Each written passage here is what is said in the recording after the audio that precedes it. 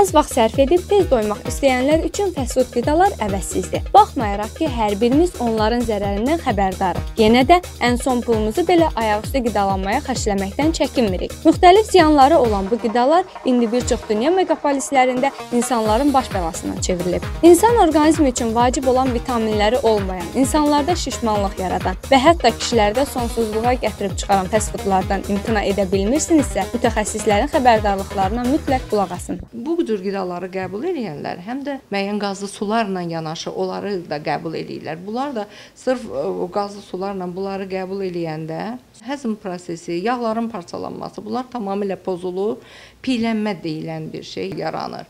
Bəs görəsən şəhər sakinləri bu haqda nə düşünür? Onlar fast fooddan istifadə edirlərmi? Vaxt itkisinə yol verməmək üçün olub məndə. Zərərlərini də görürəm. Normal yemək mümkün olmayanda fast foodlardan istifadə edir. Bildiyimə görə Amerikada hətta insanların çoxusu fast fooddan və yaxud da küçə yeməklərindən hamısı kökəlirlər. Yəni orqanizmə yaxşı təsir eləmir. Yaxşı olar ki, çox da üstünlük verməsinlər. Heç bir ziyan yoxdur mənim üçün. Satırlar, uşaqdır, görür, istəyir, məcbur qalır. Yaxşıdır o.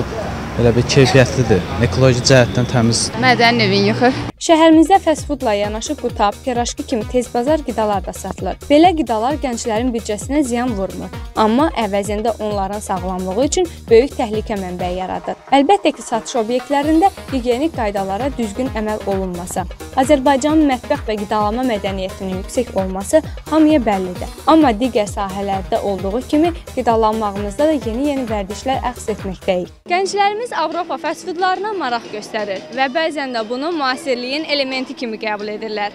Amma unutmayaq ki, milli mətbəximizin nemətləri daha dadlı və üstündür. Gülər Nəsibova, Yusuf Elmanoğlu, Vizyon TV.